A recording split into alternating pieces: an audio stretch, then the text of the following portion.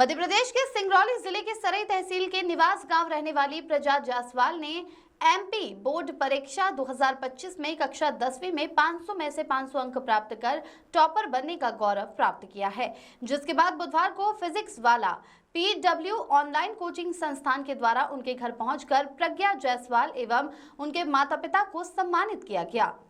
इस मौके पर फिजिक्स वाला ऑनलाइन संस्था के द्वारा बताया गया कि प्रज्ञा जायसवाल जो PW उड़ान बैच की स्टूडेंट रही है एवं प्रज्ञा जायसवाल ने बताया कि मैंने अपने संपूर्ण विषयों की तैयारी PW ऑनलाइन कोचिंग संस्थान से की, जिसमें PW कोचिंग संस्थान के नोट्स, टेस्ट सीरीज, रिवीजन से मुझे मेरी तैयारी में बहुत ही ज्यादा सहयोग प्राप्त हुआ।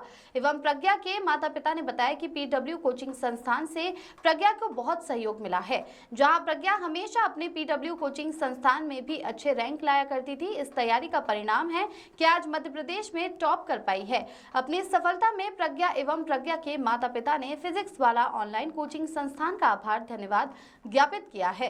ब्रजेश तिवारी की रिपोर्ट। फिजिक्स वाला को और हम सबका नाम रोशन करेंगे। क्या नाम होगा आपका? हमारा नाम समृद्धि है। कि पूरे देश में फिजिक्स वाला क्लासेस जो चलाते हैं, पूरे देश में लोग बच्चों को पढ़ाते हैं, एक अच्छी शिक्षा के लिए माने जाते हैं। आज वो कोचिंग वाले आपके घर चल के आए हैं, उनके लिए आप क्या कहेंगे?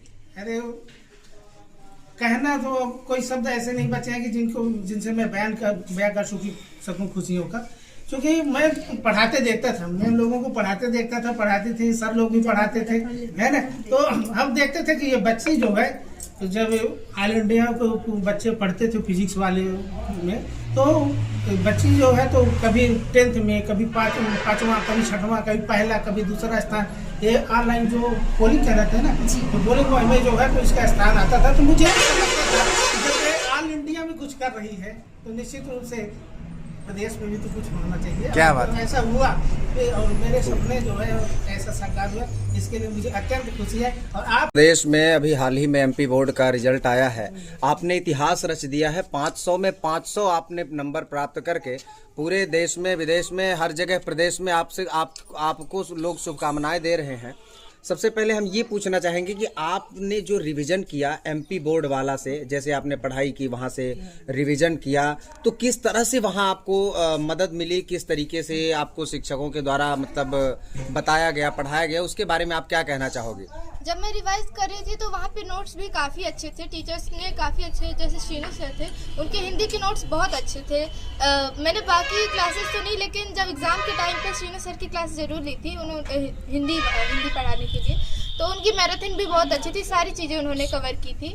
और बाकी सब्जेक्ट्स हो गए तो वहाँ पे जो चीज़ मुझे भूल जाता था, मान लीजिए क्योंकि इतने सारा सिलेबस है तो उसमें कुछ चीज़ें भूल ही जाती हैं कॉन्सेप्ट वगैरह में, तो उसको रिवाइज फिर से याद दिला देते हैं कि अच्छा इस प्रकार से है।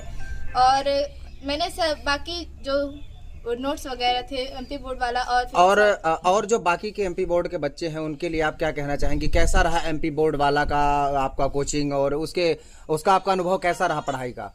वो भी बहुत अच्छा रहा। सारे टीचर्स बहुत ही फ्रेंडली थे, सबने बहुत अच्छे से पढ़ाया था, सब बहुत अच्छे टीचर। अच्छा, आपके एमपी बोर्ड वाले में सबसे अच्छे टीचर कौन लगे आपको? हमको तो शीनू सर लगे थे।